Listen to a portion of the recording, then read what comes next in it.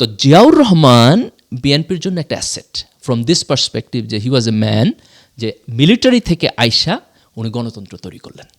বিএনপির প্রথম দুর্বলতার জায়গাটা হলো এই যে জুলাইয়ের গণ অভ্যুত্থানে যে তরুণ প্রজন্ম রাস্তায় দাঁড়াইয়া শেখ হাসিনার একনায়ক এবং ফ্যাসিস্ট সিস্টেমকে ফালায় দিল, এই তরুণ প্রজন্মের সাথে বিএনপি কিভাবে কোঅর্ডিনেট করবে এটা বিএনপি বুঝে না। আরেকটা জামাতের স্ট্রেংথ হলো যে জুলাইয়ের গণ অভ্যুত্থানের মধ্যে যেই আধিপত্যবাদ বিরোধী, ভারত বিরোধী যেই একটা রাইটিস্ট মেন্টালিটি, সেন্টার রাইটের যে পলিটিক্স, অতীতে বিএনপি সেন্টার রাইট পলিটিক্স করছে, জামাতও এটার পার্ট ছিল, জামাত বিএনপি 4 দল ঐক্য জোটের মধ্যে ছিল। এই অ্যাডভান্টেজ যেরকম বিএনপিরও আছে, এই অ্যাডভান্টেজ জামাত ইসলামেরও আছে।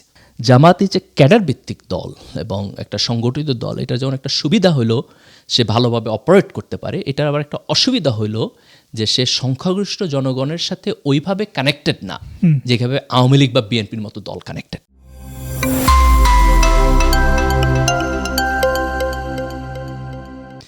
বিএনপি নাকি জামাত ইসলামী, আপনি কোন দলটিকে ক্ষমতা দেখতে চান? এনসিপিকে বাদ দিলে বিএনপি এবং জামাত এখন বাংলাদেশের সর্ববৃহৎ দুটি রাজনৈতিক দল। আমাদের আজকের পর্বে আমরা ফোকাস করব বিএনপি এবং জামাতের স্ট্রেংথ এবং উইকনেস নিয়ে। আমরা বোঝার চেষ্টা করব বিপ্লব পরবর্তী বাংলাদেশকে নেতৃত্ব দিতে এই দল দুটি ঠিক কতটুকু প্রস্তুত। চলুন শুরু করা যাক।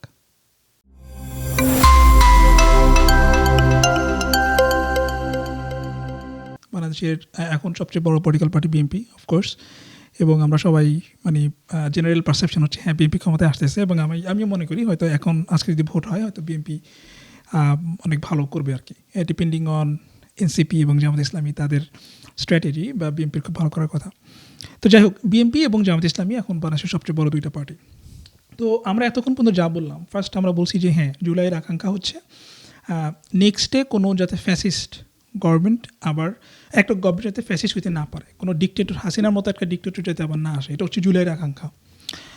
তো তাহলে আমরা এখন মানে এই সেগমেন্টে আমরা চেষ্টা করব যে পলিটিক্যাল যে দুইটা পার্টি আছে, বড় দুইটা পার্টি, এবং এর বাইরে ইসলামিক পার্টিগুলো আছে, বামদের একটা বড় স্টেক আছে।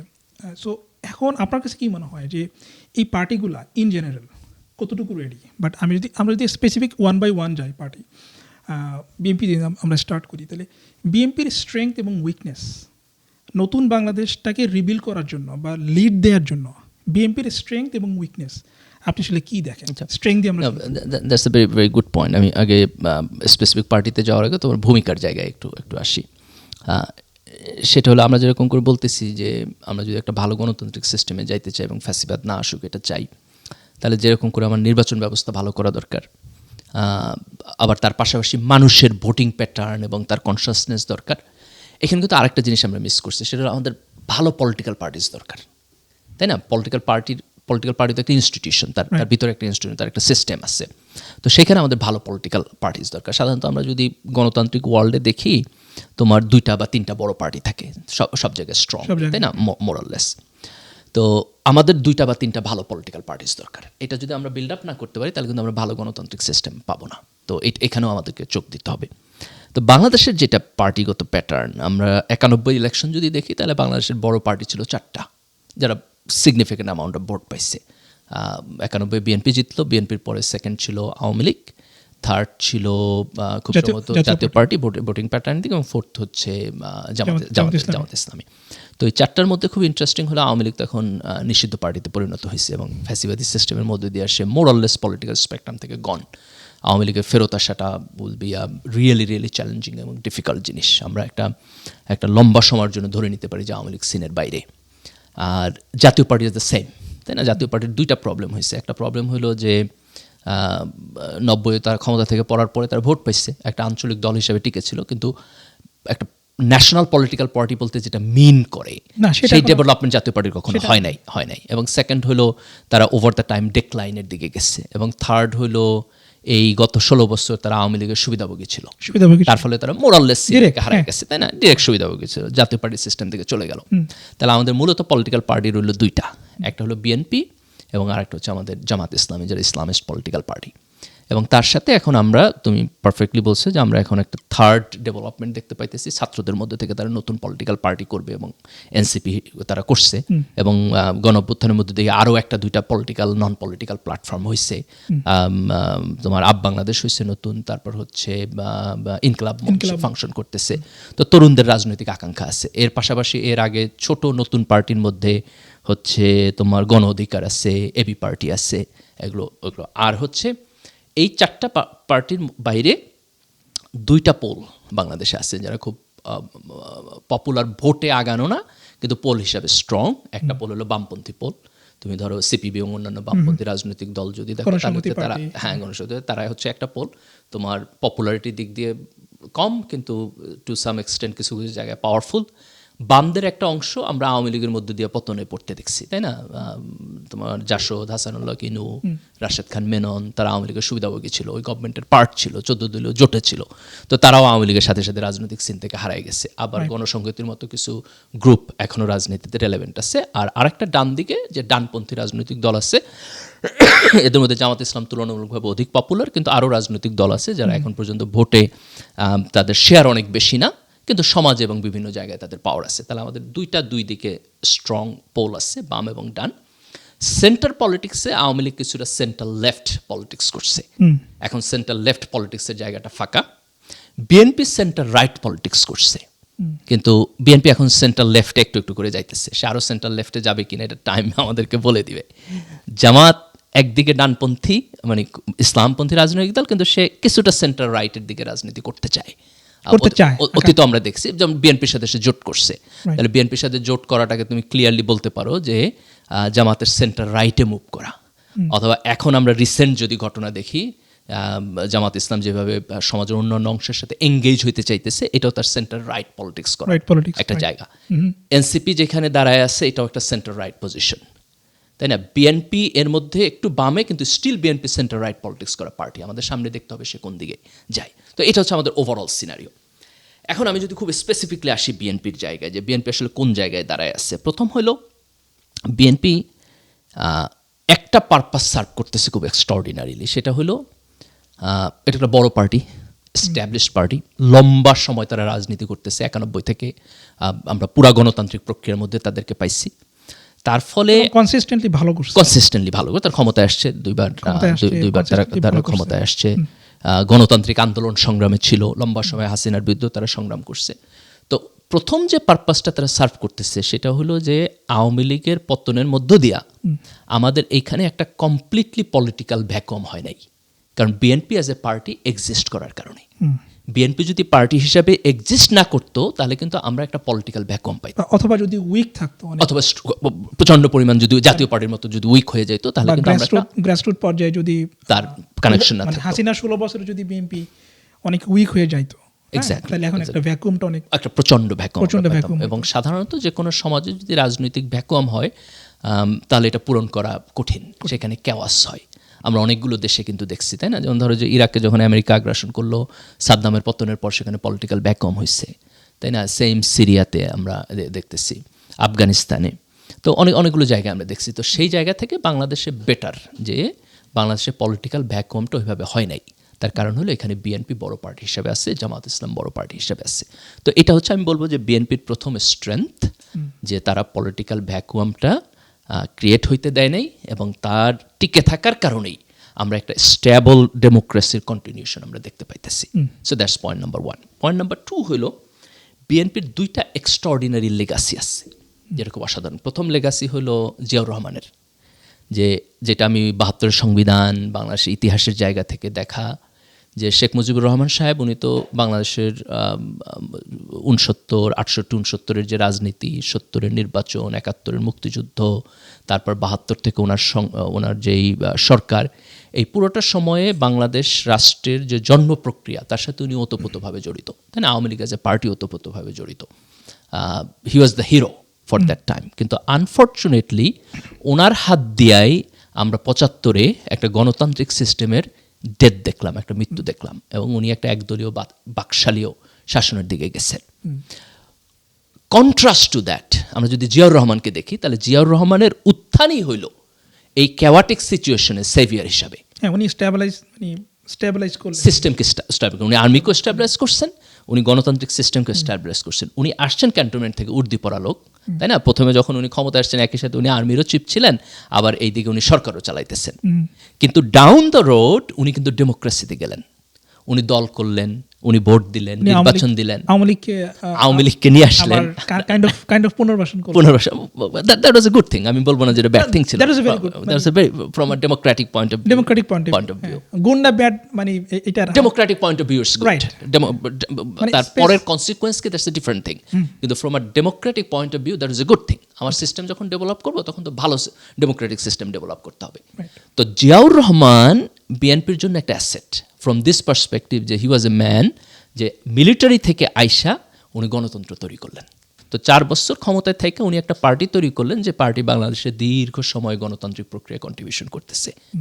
জিয়া রহমানের কয়েকটা স্ট্রং জোন ছিল, তার মধ্যে একটা হলো উনি সবাইকে নিয়ে কাজ করতেন, উনি ইনক্লুসিভ ছিলেন। উনি বিভিন্ন দল থেকে লোক নিয়েছেন, নানান মত এবং দলের, এবং তাদের সবাইকে নিয়ে একসাথে কাজ করছেন। উনি কিন্তু 72 কনস্টিটিউশন চেঞ্জ করছেন। 72 কনস্টিটিউশন প্রিয়াম্বলে থেকে ইসের আপনার সমাজতন্ত্রকে হচ্ছে উনি ডিফাইন করছেন যে অর্থনৈতিক সাম্যের অর্থে বা ন্যায় বিচার অর্থে সমাজতন্ত্র। উনি ধর্মনিরপেক্ষতাকে লিমিট করছেন, তাই না? আল্লাহর উপর পূর্ণ আস্থা এবং বিশ্বাস আছে। তাহলে উনি কনস্টিটিউশনালের একটা চেঞ্জ করছেন, কনস্টিটিউশনের যেটা মোর জনগণের কাছাকাছি। জিয়াউর রহমানের রাজনীতিতে ব্যক্তিগতভাবে অর্থনৈতিক সততা, এটার ব্যাপারে কোনো প্রশ্ন, এটা তো লেজেন্ডারি। নেপোটিজমের ব্যাপারে কোনো প্রশ্ন নাই। আমাদের বাংলাদেশে কেউ চিনেও না জিয়াউর রহমানের ভাই বোনকে। হ্যাঁ, আমার মনে হয় এটা খুবই একটা ভালো পয়েন্ট বলছেন। তা আমার মনে হয় যে বাংলাদেশের রাজনীতিতে, যেটা আমি রিসেন্টলি আমার ফেসবুকে একটা ইতে লিখছি, যে আসলে 2টা জিনিস ইম্পর্টেন্ট, মানে যে কোনো বেটার নেশন বিল্ড আপ করার জন্য। একটা হচ্ছে মেরিটোক্রেসি, আর আরেকটা হচ্ছে rule of law. Rule of law নিয়ে আমি হয়তো বলতে পারবো না, জিয়াউর রহমানের ওই সময়কার ডেটা আমার কাছে নাই, বাট মেরিটোক্রেসি জিনিসটা যে জিয়াউর রহমান বাংলাদেশে প্রথমে as a state leader, as a leader of the state, head of the state, উনি যে এটাকে প্রমোট করে গেছেন, ইনস্টিটিউশনালাইজ করে গেছেন, ডেফিনেটলি এইটার তো ভুরি ভুরি এক্সাম্পল আমরা দেখি। অনেক এক্সাম্পল আছে। উনি আরেকটা অসাধারণ কাজ করছেন, সেটা হলো বিভিন্ন প্রফেশনালি যোগ্য লোককে উনি রাজনীতিতে নিয়ে আসছেন, অ্যাকোমোডেট করছেন। যেমন ওনার পার্টির যে মহাসচিব ছিল বলে দীর্ঘ সময় বি চৌধুরী, তাই না? এরকম অনেক লোককে কিন্তু পার্টিতে নিয়ে আসছেন, তাই না? সাইফুর রহমান লম্বা সময়ে ফাইন্যান্স মিনিস্টার হিসেবে কাজ করছেন। তো এই সকল জায়গা থেকে জিয়াউর রহমান বিএনপির জন্য একটা অ্যাসেট, বিশাল একটা asset. That's point number 1। Point number 2, তার সেকেন্ড অ্যাসেট হলো খালেদা জিয়া, যে 91 থেকে উনি তো এরশাদ বিরোধী আন্দোলনের মধ্য দিয়ে রাজনীতিতে আসছেন এবং তার মধ্য দিয়ে নিজেকে জননেত্রী হিসাবে প্রতিষ্ঠা করছেন। আওয়ামী লীগের এই দুঃশাসনের এগেনস্ট উনি দাঁড়াইছিলেন লম্বা সময়ের জন্য। দুইবার উনি প্রাইম মিনিস্টার ছিলেন। ওনার শাসনের বেশ সমালোচনা আছে, অনেকগুলো ত্রুটি দুর্বলতা আছে, কিন্তু ওভারঅল এই লম্বা সময়ের গণতান্ত্রিক আন্দোলনের মধ্য দিয়া উনি বাংলাদেশে মোটামুটি ফ্যাসিবাদ বিরোধী, ভারত বিরোধী একজন ডানপন্থী নেত্রী হিসাবে ওনার একটা ইমেজ উনি তৈরি করছেন। তো খালেদা জিয়ার এই ইমেজ হলো বিএনপির জন্য একটা সেকেন্ড পজিটিভ দিক। তাহলে বিএনপি প্রথমত এই ভ্যাকুয়ামটাকে ফুলফিল করতেছে, একটা বড় পার্টি হিসেবে তারা দাঁড়াচ্ছিল। আওয়ামী লীগের 16 বছরের দুঃশাসনের মধ্যে দিয়ে তারা শেষ হয়ে যায় নাই। জিয়াউর রহমান এবং খালেদা জিয়া এই পার্টির জন্য asset. Despite of that, BNP এখন আমার কাছে, আমি যদি বিএনপিকে অবজার্ভ করি, তার যদি দুর্বলতার জায়গাটা দেখি, বিএনপির প্রথম দুর্বলতার জায়গাটা হলো এই যে জুলাইয়ের গণ অভ্যুত্থানে যে তরুণ প্রজন্ম রাস্তায় দাঁড়াইয়া শেখ হাসিনার একনায়ক এবং ফ্যাসিস্ট সিস্টেমকে ফালায় দিল, এই তরুণ প্রজন্মের সাথে বিএনপি কিভাবে কোঅর্ডিনেট করবে এটা বিএনপি বুঝে না। বিএনপি একটা বড় পলিটিক্যাল পার্টি, এখানে একটা তরুণ প্রজন্ম আন্দোলন করছে, বিএনপির উচিত ছিল এদের গার্ডিয়ান হিসেবে অ্যাক্ট করা, তাই না? কারণ বিএনপির মতো তো এত বড় পার্টি এখন বাংলাদেশে আর কেউ নাই। আওয়ামী লীগ ছিল, Awami League is gone. BNP is too big for them. তাহলে বিএনপির উচিত ছিল এটার অভিভাবকত্ব, একটা গার্ডিয়ানশিপ নেওয়া। কিন্তু আমরা দেখলাম যে বিএনপি আসলে কনফিউজ, সে কী করবে। সে কি এই গণ অভ্যুত্থানকে ওন করে কিনা, এটার সাথে reconcile is a hard word, কিন্তু কীভাবে রিকনসাইল করবে, সে কোন ওয়েতে যাবে, এটা নিয়ে তার একটা কনফিউশন তৈরি হলো।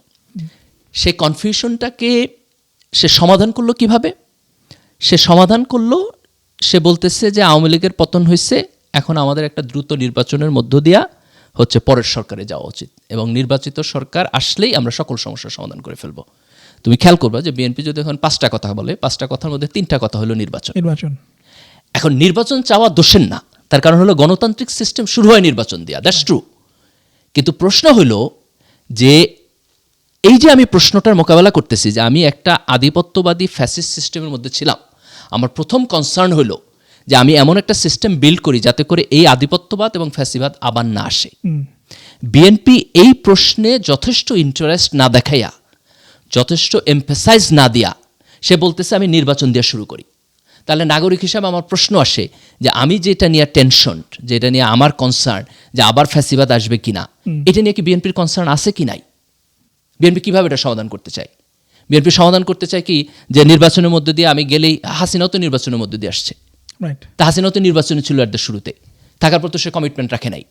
তাহলে বিএনপি তো বাংলাদেশের আর একটা বড় পার্টি, তাহলে একই পদ্ধতির মধ্যে দিয়ে সে যাবে কিনা সেই প্রশ্ন তো, সেই ভ্যালিড কনসার্ন তো নাগরিকের থাকবে। তাহলে সেই ভ্যালিড কনসার্নকে যথেষ্ট গুরুত্ব না দিয়া, এই সংস্কার প্রক্রিয়ার ইম্পর্টেন্সকে অ্যাগ্রি না করিয়া, এই যে বিএনপি একটা শর্টকাটে খুব কুইকলি নির্বাচনের দিকে তার চোখ, এইটাকে আমি মনে করি বিএনপির অত্যন্ত বাজে রাজনীতি। আমি রাজনীতির জায়গা থেকে, বিএনপি আমার সাথে ডিসএগ্রি করতে পারে, আমি জাস্ট নাগরিক হিসাবে আমার অবজারভেশনের জায়গা থেকে বলতেছি, আমি এটাকে ভালো রাজনীতি বলে মনে করি না। এই রাজনীতির কারণে কয়েকটা জিনিস হইতেছে। এই রাজনীতির কারণে যে তরুণ প্রজন্ম এই আন্দোলন করলো, সেই তরুণ প্রজন্ম বিএনপির সাথে যথেষ্ট কানেক্টেড হইতে পারতেছে না। এটা হচ্ছে প্রথম প্রবলেম। দ্বিতীয়ত হলো যে বিএনপির যারা কোর সাপোর্টার, তাদের জন্য হয়তো এটা প্রবলেমেটিক না, তারা হয়তো বিএনপির ট্রাস্ট করে, তারা ভোট দেবে। কিন্তু বিএনপির কোর সাপোর্ট কত? বিএনপির core support 30%, 35%, 40%। What about the other 60% of the people? এই 60%-এর মধ্যে যারা হচ্ছে ধরেন অন্য পার্টির প্রতি লয়ালিস্ট না, এরকম সংখ্যাটা যদি এখন 30% হয় অথবা 40% হয়, এই 30 এবং 40% লোকের কনসার্নকে যদি বিএনপি অ্যাড্রেস করতে না পারে, তাহলে তো বিএনপি সবার আস্থাভাজন একটা রাজনৈতিক দল হয়ে উঠতে পারবে না। এবং আমার কাছে মনে হয় এই যে আওয়ামী লীগের সময়ে যে আন্দোলনটা হলো, যের মধ্যে আওয়ামী লীগ সরকারের পতন হলো, এই আন্দোলনটা তো বিএনপি নেতৃত্ব দিতে পারে নাই। বাই ডিফল্ট তো সাধারণত একটা রাজনৈতিক দলের এগেনস্টে আন্দোলন হইলে অন্যান্য রাজনৈতিক দলের নেতৃত্ব দেওয়ার কথা, তাই না? যখন এরশাদের সামরিক শাসনের বিরুদ্ধে আন্দোলন হয়েছে, সে আন্দোলনের নেতৃত্ব হাসিনা খালেদা দুজনে দিচ্ছে, তাই না? 96 যখন তত্ত্বাবধায়ক সরকারের আন্দোলন হলো বিএনপির এগেনস্টে, সেটার নেতৃত্ব জামাত এবং আওয়ামী লীগ দিচ্ছে, আওয়ামী লীগ এবং জামাত দিচ্ছে, তাই না? এরপর হচ্ছে এরপর 4 দলীয় জোট হইলো, অন্যান্য সময় তখন বিএনপি এবং জামাত ছিল। This is the first time বাংলাদেশের ডেমোক্রেটিক হিস্ট্রিতে আমরা দেখলাম যে একটা বড় আন্দোলন নন পলিটিক্যাল লোকদের দ্বারা হইল। কেন বিএনপি মানে one of the 2 largest political party হওয়ার পর এই আন্দোলনের নেতৃত্ব দিতে পারলো না? এই প্রশ্নটা পলিটিক্যাল সায়েন্সের দৃষ্টিতেও দেখতে হবে, বিএনপির অ্যাজ এ পলিটিক্যাল পার্টি এটাকে এভালুয়েট করতে হবে যে কোন জায়গাটাতে বিএনপির কানেকশনে প্রবলেম হচ্ছে to the greater audience of the people. আগে কেন পারে নাই এটাকে হয়তো মানে আরও ডেপথ অ্যানালাইসিস করতে হবে। কিন্তু জুলাইয়ের পরে আমার কাছে মনে হয়েছে যে বিএনপি একটা গার্ডিয়ান সুলভ জায়গায় দাঁড়াইয়া বাংলাদেশ রাষ্ট্রের একটা রিয়েল ট্রানজিশন, যেটাকে নেতৃত্ব দেওয়া দরকার, এটাকে তার প্রপার অ্যাটেনশন দিতেছে না। তাদের এজেন্ডা সেটিং এটা তারা দিতে পারতেছে না, নাকি এটা তার ইনহেরেন্ট একটা উইকনেসের আমরা জাস্ট বহিঃপ্রকাশ হিসেবে দেখতেছি? এটা I am not exactly sure, দুইটাই হইতে পারে। কিন্তু আমি ডেফিনেটলি বলবো যে বিএনপির এজেন্ডা সেটিং রং। দুইটা কারণ হইতে পারে। একটা হইতে পারে যে বিএনপির top leadership too old to connect to this generation. এটা তো সবাই যে একটা মানে জেনারেশনাল ইস্যু আর কি, যে বিএনপি যদি মানে এটা কিন্তু আমরা ফ্যামিলিতেও দেখি যে বাবাদের সাথে আমাদের একটু দূরত্ব থাকে, হইতে পারে। এক্স্যাক্টলি, মোস্ট অফ দ্য ফ্যামিলিতে মেবি জেনারেশনাল চেঞ্জ, যদি জেনারেশনাল চেঞ্জ হয় তাহলে খুব সহজ প্রসেস হলো কম বয়সী লোকদেরকে নেতৃত্ব উঠায় না, যে বিএনপি লিডারশিপের মধ্যে 40, 45, 50 বছর বয়সী লোক লাগবে, রাদার দেন 60, 65, 70।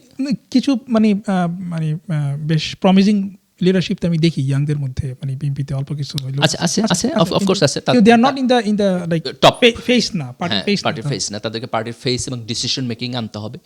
এটা একটা ওয়ে হইতে পারে। আরেকটা হইতে পারে যে BNP is more focus two মানে পার্টির যেই এজেন্ডা সেটিং, সেখানে মোর ফোকাসড রাদার দেন দেশের ন্যাশনাল এজেন্ডা সেটিং। কিন্তু একটা পার্টি তখনই জনপ্রিয় পার্টি হয়ে ওঠে যখন তার এজেন্ডা দলের থাকে না, যখন এজেন্ডা দেশের হয়, তাই না? যেমন শেখ মুজিব কীভাবে শেখ মুজিব হয়ে উঠছে, পাকিস্তানের ফ্রেমওয়ার্কের মধ্যে যখন বাঙালি জাতীয়তাবাদের কোশ্চেন তুলছে, সেটা শুধু আওয়ামী লীগের ইস্যু ছিল না তখনকার সময়ে, তাই না? মেজরিটি মানুষকে সেটা কানেক্ট করছে।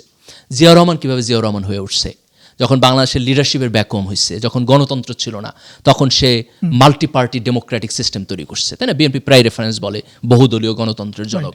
তো এই যে যখন বহুদলীয় গণতান্ত্রিক সিস্টেম জিয়াউর রহমান তৈরি করছে, that made him connected to the people. তাহলে এখনকার কনটেক্সটে দাঁড়ায় আমার কাছে মনে হচ্ছে যে বিএনপি তার পার্টির এজেন্ডাতে more focused rather than national agenda. তা আমি দুইটা জিনিস আইডেন্টিফাই করবো, একটা হচ্ছে তার জেনারেশন গ্যাপ হইতেছে, এবং আরেকটা হইলো যে বিএনপির ফোকাসটা মোর হচ্ছে তার দলীয় ফোকাস রাদার দেন হচ্ছে তার ন্যাশনাল ফোকাস। এবং তার ফলে ন্যাশনাল ফোকাসের সাইকিতে যে চেঞ্জ হয়েছে তরুণ প্রজন্মের এই 16 বছরের অপারেশনের মধ্য দিয়া, এই পরিবর্তনটা বিএনপির পার্টি স্ট্রাকচার আসে নাই। এখানে আমি একটা ইন্টারেস্টিং পয়েন্ট বলতে চাই, সেটা হলো বিএনপির মাঠ পর্যায়ে তো এই পরিবর্তন নিশ্চিতভাবে হয়েছে। আমি বিএনপির মহাসচিব মির্জা ফখরুল ইসলামকে নানান সময় বলতে দেখছি যে বিএনপির প্রচুর লোক অত্যাচার নির্যাতনে ঘরে থাকতে পারে নাই, ঢাকায় আইসা বিভিন্ন কাজকর্ম করে কষ্ট করে থাকতে হয়, তাদের সাথে তার পথে ঘাটে দেখা হয়। তাহলে এই অপারেশনের মধ্য দিয়ে যে জেনারেশন গেছে তাদের সাইকি তো ডেফিনেটলি পরিবর্তন হয়েছে। তাহলে সেই সাইকিটা বিএনপির ডিসিশন মেকিং কেন আসতেছে না? তাহলে ডেফিনেটলি ওই লোকদের রিপ্রেজেন্টেশন বিএনপির পার্টির মধ্যে হইতেছে না, তাই না? আমি দুই একজন অ্যানালিস্টকে ফেসবুকে লেখালেখি করতে দেখছি, তারা বিএনপির শেষের দিকের যে আন্দোলন সংগ্রামগুলো হয়েছে তারা বলছে যে এইখানে শ্রেণীগতভাবে ছোট ব্যবসায়ী এবং ইয়াং পিপলদের পার্টিসিপেশন বেশি ছিল, এরকম লেখালেখি আমি প্রচুর জায়গায়, আমি ডাটা অ্যানালাইসিস করি নাই। ইফ দ্যাট ইজ ট্রু, তাহলে তো বিএনপির অ্যাক্টিভিস্টদের মধ্যে হয়েছে। এই অ্যাক্টিভিস্টদেরকে যদি বিএনপি উঠায় নিয়ে আসা তাদের পার্টির ডিসিশন মেকিং আনতে পারে, তাহলে পার্টির মধ্যে এটা রিফ্লেক্ট করবে।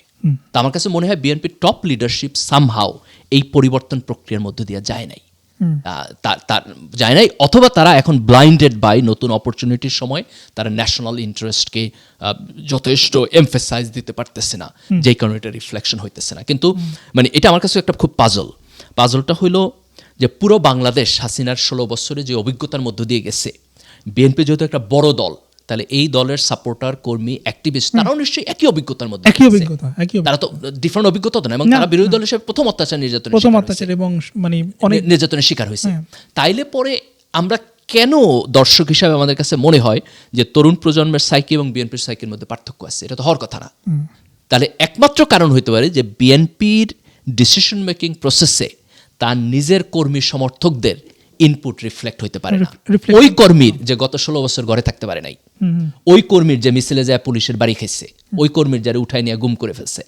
তাই না? আমি মাঝখানে একটা ভিডিও দেখলাম, আপনার ওই যে ইলিয়াস আলীর ওয়াইফ বলতেছে যে ঠিক আছে আপনি 15-16 বছর বিএনপি করেন নাই, আমার কোনো আপত্তি নাই, 15-16 বছর আপনি তালমিল করে থাকছেন, তারও কোনো আপত্তি নাই, কিন্তু এখন আইসা আপনি মঞ্চে বক্তৃতা দিবেন, বড় চেয়ারটায় বসবেন, এটা যেন না হয়। তাই না? আমার মনে হয় যে দ্যাট হ্যাজ এ মেরিট। আমি এটা দেখছি, তাই না?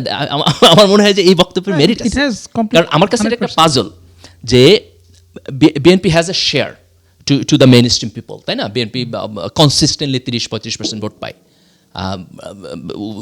আমি যদি সকল ইলেকশন দেখি, যে ইলেকশন হারছে সেখানেও 30% উপরে ভোট পাইছে, তাহলে জনগণের 1/3 তারা। তাইলে আওয়ামী লীগের অপারেশনের মধ্য দিয়ে যারা গেছে তাদের যে অভিজ্ঞতা, এই যে তরুণ প্রজন্মের কথা আমি বললাম, যে আওয়ামী লীগের এই ফ্যাসিস্ট সিস্টেমের মধ্যে যাওয়ার কারণে তাদের এই সাইকি তৈরি হয়েছে, এই সাইকি তো বিএনপির অভ্যন্তরেও তৈরি হয়েছে। অফকোর্স। তাহলে বিএনপির লিডারশিপ শুড পে অ্যাটেনশন যে তার অ্যাক্টিভিস্ট যারা এই প্রক্রিয়ার মধ্যে গেছে এবং তাদের যে মাইন্ডসেট, এটার রিফ্লেকশন যেন বিএনপির লিডারশিপ এবং ডিসিশন মেকিংয়ে থাকে। আমার কাছে মনে হয় যে এই জায়গাটাতে গ্যাপ হইতেছে, যেই কারণে বিএনপি হচ্ছে এই পরিবর্তনের যেই ধাপটা এটাকে ধরতে পারতেছে না, এবং তার এজেন্ডা সেটিংয়ে যতটা দলীয় এজেন্ডা এবং নির্বাচন রিফ্লেক্টেড হইতেছে, ততটা হচ্ছে আমাদের একটা স্টেবল সিস্টেম ডেভেলপমেন্ট রিফ্লেক্টেড হইতেছে না।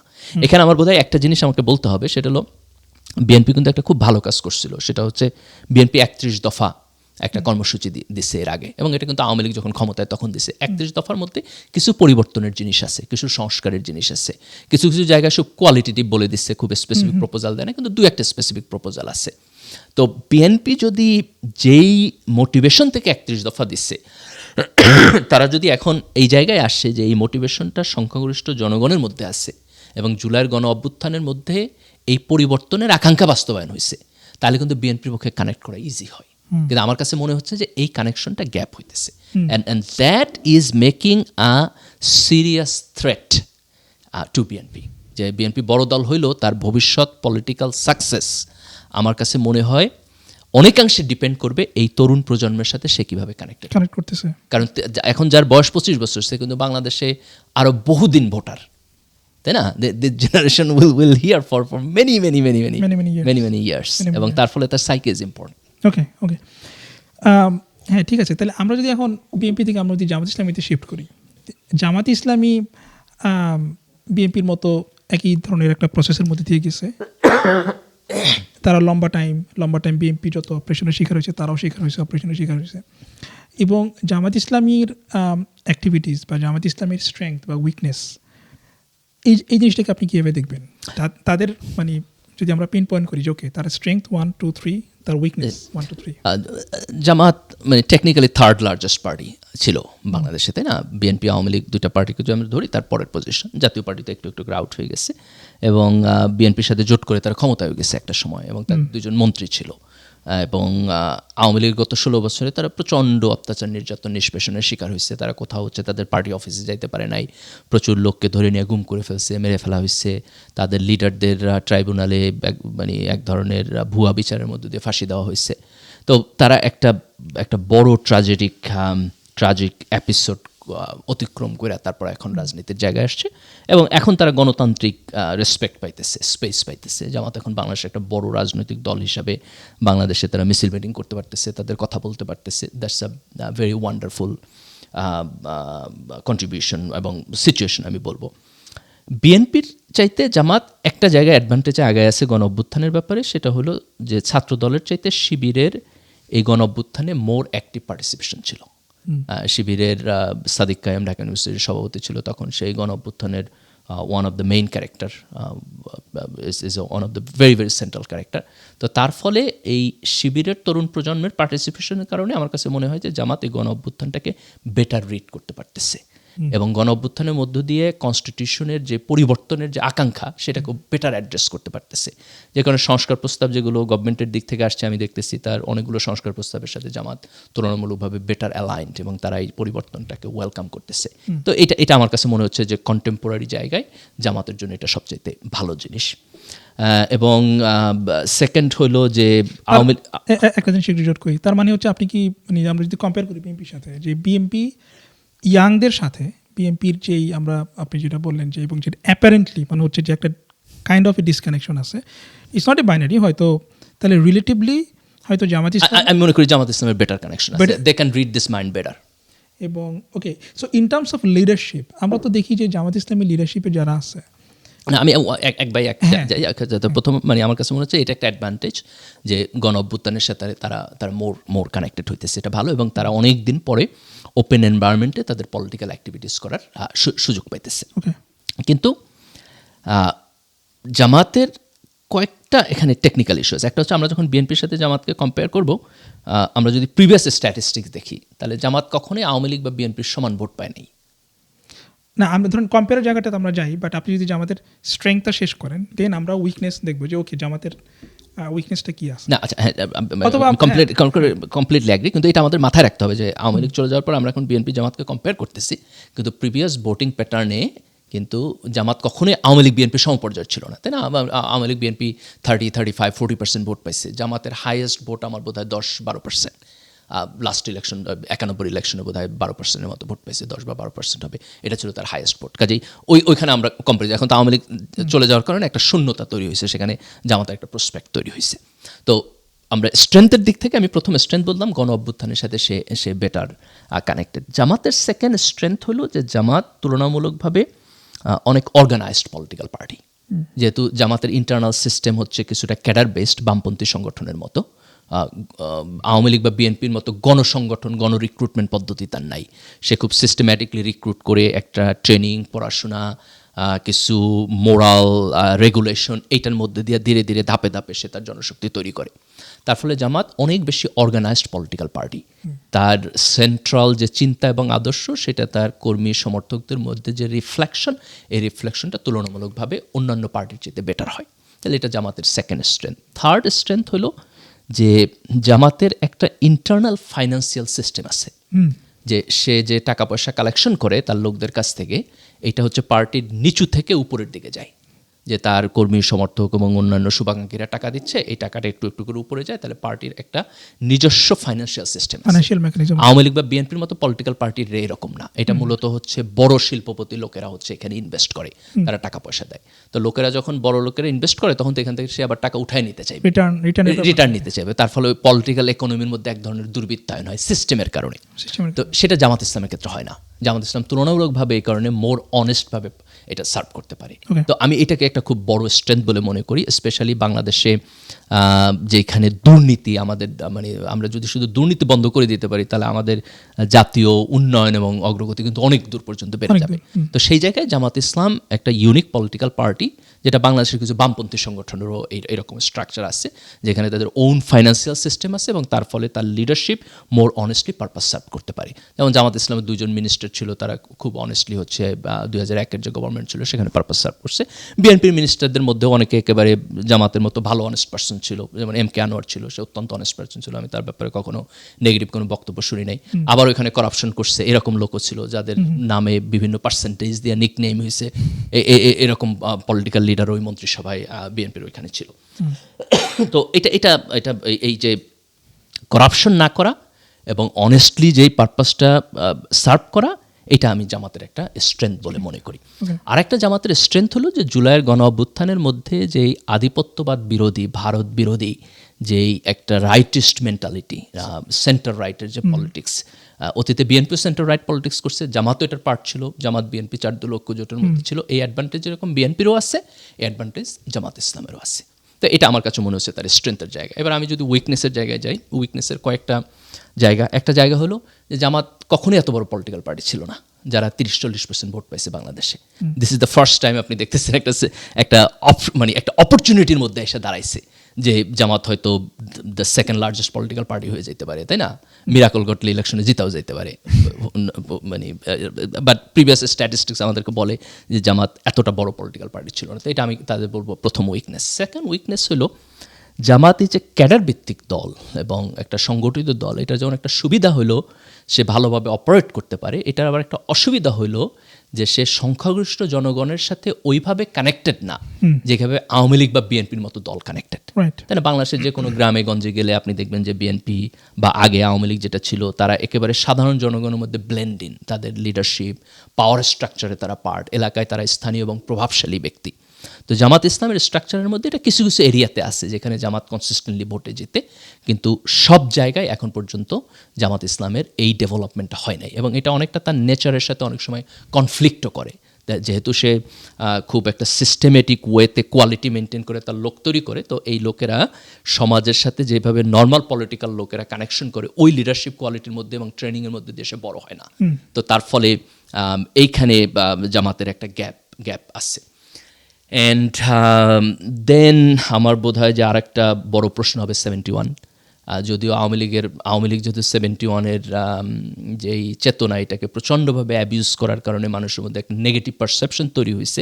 এই অ্যাডভান্টেজ জামাত হয়তো কিছুটা সময়ের মধ্যে পাবে, কিন্তু 1971 সালের মুক্তিযুদ্ধে জামাতের পজিশন, সেটার সাথে তার যেই রিলেশনশিপ, এটা still a question to many people. যেহেতু 71 হচ্ছে বাংলাদেশ রাষ্ট্রের অভ্যুদয়ের ঘটনা এবং এটা মেইন স্ট্রিম সেন্ট্রিক ঘটনা, তাহলে সেখানে মুক্তিযুদ্ধের বিরোধিতা করার যে রোল, এটা যতদিন পর্যন্ত জামাত সংখ্যাগরিষ্ঠ জনগণের কাছে ক্লারিফাই না করতে পারবে যে কেন তারা বিরোধিতা করছিল এবং তাদের সাথে ওই সময়ের যেই হত্যা খুন সহ যে অপরাধের অভিযোগ আসে, সেই অভিযোগের ব্যাপারে কোনো সংশ্লিষ্টতা আছে কিনা, এই জায়গাটা যতদিন ক্লিয়ার না হবে, বিচারিক প্রক্রিয়া ক্লিয়ার হয়েছে কারণ একটা অংশ, কারণ তাদের সংশ্লিষ্টতা থাকলে তো আপনি ন্যায় বিচার করে তাদেরকে ফাঁসি দিতে পারতেন না, আপনি তো জোর করে একটা 2 নম্বর ট্রাইব্যুনালে 3 নম্বর বিচার করে তাদের ফাঁসি দেওয়ার কোনো প্রয়োজন ছিল।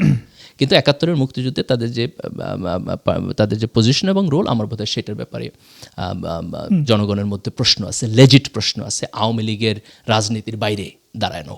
তো সেই প্রশ্ন তাদেরকে মোকাবিলা করতে হবে। জামাতের আরেকটা বড় জায়গা হলো যে জামাতের যেগুলো পজিটিভ দিক, যেমন এই যে আমরা বলতেছি যে পার্টি ভালোভাবে অপারেট করে, তুলনামূলকভাবে অনেস্ট রাজনীতি করে, এই টোটালটাই একটা স্মল স্কেলে এখন পর্যন্ত। এখন জামাত যখন একটা বড় পলিটিক্যাল পার্টি হয়ে উঠবে, ধরেন আগামী নির্বাচনে আমি ধরলাম যে জামাত হচ্ছে সেকেন্ড হাইস্ট পলিটিক্যাল পার্টি হয়ে গেল এবং সে পার্লামেন্টে ধরেন যে সবচেয়ে ভালো পারফরমেন্স করছে সে 18টা, এবার আপনি ধরেন 3-18 54 সিট পাইলো অথবা তার চাইতে আরও বেশি সিট পাইলো। এই যে তার স্কেলিং, এই স্কেলিং সে ম্যানেজ করতে পারবে কিনা, তাই না? হ্যাঁ, না, এটা তো একটা হাইপোথিসিস, ধরেন সেটা না, কিন্তু এটা একটা রিয়েল প্রবলেম। যেমন ধরেন যে লেটস সে তোমার একটা ইন্ডাস্ট্রি আছে, সেই ইন্ডাস্ট্রিতে তুমি এখন যে প্রোডাকশন করো, হঠাৎ করে মার্কেটে কইলো যে তুমি 10% বেশি প্রোডাকশন 10 গুণ বেশি প্রোডাকশন করতে হবে। তো তুমি যে স্কেলিং করবে, স্কেলিংয়ে যদি তুমি ক্যাপাবল না হও, তাহলে তোমার কোয়ালিটি ফল করবে। না, সেটা ধরেন, সেটা আমরা হয়তো ধরেন ইলেকশন আমরা যদি ধরে নিই যে হ্যাঁ জামাত খুব ভালো করলো, এবং তখন এটা যে মানে এক্সপেরিমেন্ট করে তখন বোঝা যাবে যে হ্যাঁ ওকে ঠিক আছে, এখন স্কেল আপ করছে জামাত ইসলামী, বাট স্টিল তারা সেটা কিন্তু আমি থিওরিটিক্যালি আর্গু করি যে এই scaling up at the same time will make a risk.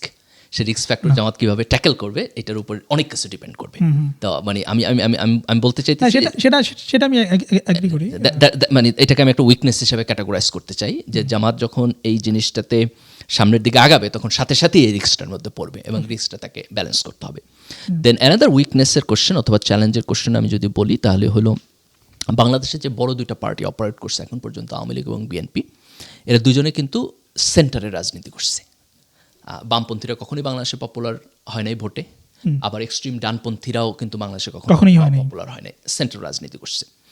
জামাত যখন বিএনপির সাথে জোট করলো তখন সে কিন্তু সেন্টারে এসে দাঁড়াইলো, তাই না? সে সেন্টার রাইট রাজনীতিতে এসে দাঁড়াইলো। কিন্তু জামাত গণতান্ত্রিক দল, সে অলওয়েজ গণতন্ত্র মাইনা রাজনীতি করছে, এটা ওয়ান্ডারফুল জিনিস। কিন্তু জামাত তো একটা ইসলামপন্থী পলিটিক্যাল পার্টি। তাহলে সে যদি সেন্টার রাইট হইতে চায়, তারপর এই যে আমরা বলতেছি জামাত পপুলার হবে বা এখন বেশি ভোট পাবে অথবা সে সেকেন্ড হাইয়েস্ট পলিটিক্যাল পার্টি, এটা সে কীভাবে করবে? সে কি একটা ইসলামপন্থী দল হিসাবে করবে নাকি সেন্টার রাইট পলিটিক্যাল পার্টি হিসাবে করবে? আমার মনে হয় যে that's also a serious question. না, আমার মনে হয় যে তারা সেই দিকে হয়তো সেন্টার রাইটের দিকে হয়তো যাওয়ার একটা ড্রাইভ, মানে কিছু ইন্ডিকেশন আছে তারা সেটা দিচ্ছে। ফর এক্সাম্পল, আমি একটা সমাবেশে আই থিঙ্ক যে তারা বলছে যে তাদের শীর্ষ নেতৃত্ব বলছে যে যারা অন্য ধর্মের তাদেরকে বলছে যে দে ক্যান অলসো মানে তারা ইলেকশন করতে পারবে জামাতের। ক্লিয়ার ইন্ডিকেশন যে জামাত সেন্টার রাইট হইতে চায়, সেন্টার রাইট হইতে চায়। কিন্তু সকল জায়গায় সে সেন্টার রাইট হইতে পারবে কিনা, অথবা সেন্টার রাইট হওয়ার কনসিস্টেন্ট, অথবা আমি এটাকে এইভাবে বলি যে কনসিস্টেন্টলি সে সংখ্যাগরিষ্ঠ জনগণকে কনভিন্স করতে পারবে কিনা, আস্থায় আনতে পারবে কিনা যে আমি একটা সেন্টার রাইট পলিটিক্যাল পার্টি। আমি যদি বাংলাদেশ হিস্ট্রিতে দেখি তাহলে সেন্টার রাইট এবং ইসলামিস্ট পলিটিক্যাল পার্টির মধ্যে তো একটা ব্যবধান আছে, তাই না? এবং বামপন্থী রাজনৈতিক দলের মতো ইসলামপন্থী দলেরও এখন পর্যন্ত ম্যাসিভ ভোট পায় নাই বাংলাদেশে।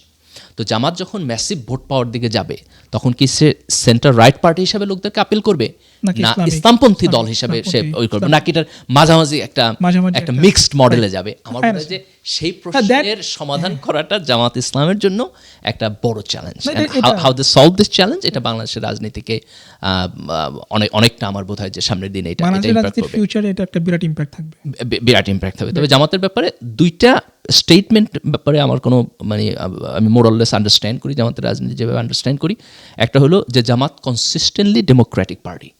সে তার জন্ম থেকে শুরু করে পশ্চিম পাকিস্তানেও মাওলানা মওদুদি যখন ছিলেন তার নেতৃত্বে তারা ডেমোক্রেটিক পার্টি হিসেবে অ্যাক্ট করছে, ইলেকশনে গেছে। বাংলাদেশেও তারা মোরাললেস সকল নির্বাচনে তারা অংশগ্রহণ করছে। তারা জিয়াউর রহমানের সময় থেকে যখন অপারেট করা শুরু করছে দেন প্রত্যেকটা নির্বাচনে অংশগ্রহণ করেছে। তারা এরশাদ বিরোধী আন্দোলনে ছিল, তারা তত্ত্বাবধায়ক সরকার প্রতিষ্ঠার আন্দোলনে ছিল। তো মোরাললেস গণতান্ত্রিক আন্দোলন এবং হচ্ছে নির্বাচন, সেটার মধ্যে তারা ছিল। তার এই সিস্টেমের সাথে তারা কিভাবে অ্যাডজাস্ট করতে হয় দে নো দ্যাট এটা। এবং সেকেন্ড হলো যে জামাত হচ্ছে খুব প্র্যাগমেটিকলি সমাজের সকল শ্রেণীর সাথে ইন্টারাকশন করে চলতে চায়। এটা জামাতের আগের অ্যাপ্রোচ এখনকার অ্যাপ্রোচের মধ্যে যদি আমরা দেখি তাহলে মোরলেস এটা ক্লিয়ার, আমরা বিভিন্ন ইন্ডিকেশনের মধ্যে থেকে বুঝতে পারি যে সে সমাজের বিভিন্ন শ্রেণী পেশার মানুষ এবং তাদের সাথে ইন্টারাকশনের মধ্যে দিয়ে সে চলতে চায়। এবং যে এক্সাম্পল তুমি দিলা যে এখন মাইনরিটিকে তারা ইলেকশনে মনোনয়নের যেই প্রশ্ন তারা তুলতেছে, নারীদেরকে এঙ্গেজ করার ক্ষেত্রে তাদের পার্টির আমার বোধ হয় যে জামাতের মেম্বারদের মধ্যে অলমোস্ট 50% হচ্ছে উইমেন। সেখানে যদিও তারা পাবলিক প্রেজেন্সে আসে না এখন পর্যন্ত, কিন্তু that participation also tells something. মেয়েদের শিক্ষা এবং চাকরির ব্যাপারে তাদের দৃষ্টিভঙ্গি অনেক জায়গায় প্রোগ্রেসিভ, তারা এটাকে অ্যাপ্রিসিয়েট করে within the rules of Islam. তো এই জায়গা থেকে যে জামাতের যে ডিরেকশন, ডিসপাইট অফ দ্যাট তার সেন্টার রাইট পার্টি হওয়ার ক্ষেত্রে তার অ্যাপ্রোচ, সে কীভাবে তার ইসলামপন্থার সাথে সেন্টার রাইট হওয়াটাকে অ্যাডজাস্ট করবে এবং কোন ওয়েতে সে মিক্সড মডেলে গেলে অথবা কিভাবে সে লোকদেরকে আশ্বস্ত করবে, that's a very big question. এবং এই কোশ্চেনের একটা অনুসিদ্ধান্ত এরকম যে বাংলাদেশের আরবান মিডল ক্লাস যে সোসাইটি, সেই সোসাইটিতে ইসলামপন্থী রাজনীতির ব্যাপারে কিন্তু কালচারাল এবং অভ্যাসগত প্রশ্ন আছে। কিছু জায়গায় আস্থার সংকট আছে, কিছু জায়গায় সন্দেহের প্রশ্ন আছে, কিছু জায়গায় কালচারাল দূরত্বের প্রশ্ন আছে। তো সেটা জামাত কীভাবে মোকাবেলা করে তার উপরে ডিপেন্ড করবে যে জামাতের ইলেকটোরাল সাকসেস, পলিটিক্যাল সাকসেসের জায়গাটা। ওকে, তাহলে এটা মানে তাহলে আমাদেরকে ওয়েট করতে হবে আই থিঙ্ক যে আনটিল নেক্সট ইলেকশন। আমি মনে করি next election will be very very interesting. আগামী নির্বাচনের data set will tell us a lot of thing. বাংলাদেশের রাজনীতি কোন দিকে যাইতেছে। আমি যেটা আকাঙ্ক্ষা করব নাগরিক হিসেবে অ্যাক্টিভিজমের জায়গা থেকে, সেটা হলো যেন আমরা কিছু মৌলিক সংস্কার করার মধ্য দিয়ে শুরু করতে পারি, যাতে করে আমাদের গণতন্ত্রটা টেকসই হয়। আমরা যখন 91 শুরু করলাম, 91 থেকে কয়টা ইলেকশন প্রপারলি হয়েছে? প্রথম ইলেকশন তো 91 হলো, তারপর 96 তো হলো, তারপর হচ্ছে 2001 হলো। এই তিনটা ইলেকশনকে মোটামুটি তিনটা ইলেকশন মানে অলমোস্ট ফেয়ার। তারপর যদি আমি ধরি যে মঈনুদ্দিন ফখরুদ্দিনের সরকার ইন্টারাপশন, কিন্তু তারপরে তাদের কিন্তু ইলেকশন দিয়ে চলে যাইতে হয়েছে। ইলেকশন দিয়ে গেছে, বাট সেই ইলেকশন প্রশ্নবিদ্ধ হয়েছে, কিন্তু হাসিনার যে তিনটা ইলেকশন ওই পরিমাণ প্রশ্নবিদ্ধ হয় নাই। তো সেই হিসাবে এই যে মানে 4টা ইলেকশনের 15-20 বছরের টাইমটা গেছে। তো আমরা যদি এইবার মোটামুটি একটা স্ট্যাবল জায়গা থেকে শুরু করতে পারি, তাহলে আমি ধরে নিই যে অ্যাটলিস্ট আরও মানে 5টা 6টা বা 10টা ইলেকশন আমরা প্রপারলি ডেমোক্রেটিক সিস্টেমের মধ্যে দিয়ে করতে পারবো। তার মানে that will give us a trajectory. ডেমোক্রেসির মধ্যে দিয়ে আমরা একটা ভালো ট্র্যাজেক্টরির দিকে যাইতে পারবো।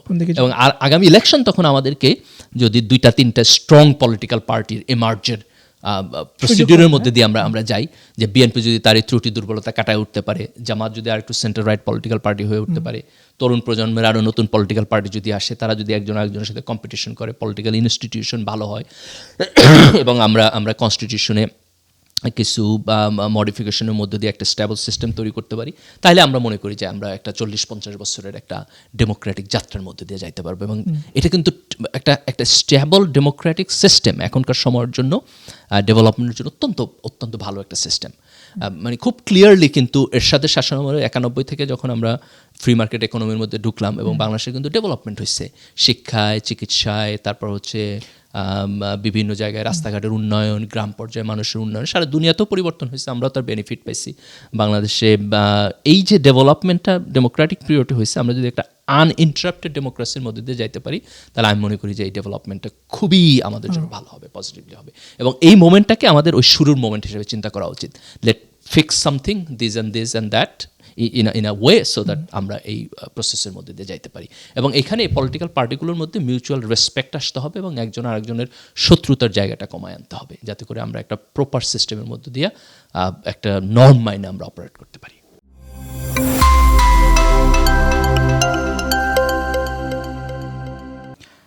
আমাদের পরবর্তী পর্বে আমরা এনসিপি সহ ছাত্রদের নতুন উদ্যোগগুলো নিয়ে কথা বলবো। 36 জুলাইয়ের পরে ছাত্রদের কী করা উচিত ছিল, এ নিয়ে নানান ধরনের মতামত আছে। কেউ কেউ মনে করেন ছাত্রদের একটি অরাজনৈতিক প্রেশার গ্রুপ হিসেবেই থেকে যাওয়াটা ভালো ছিল। আবার কেউ কেউ মনে করেন ছাত্ররা প্রচলিত রাজনৈতিক দলগুলোতে জয়েন করলে ভালো করত। কিন্তু অনেকেই বিশ্বাস করেন ছাত্রদের একটি স্বতন্ত্র প্ল্যাটফর্ম থাকা নতুন বাংলাদেশের জন্য অত্যন্ত গুরুত্বপূর্ণ।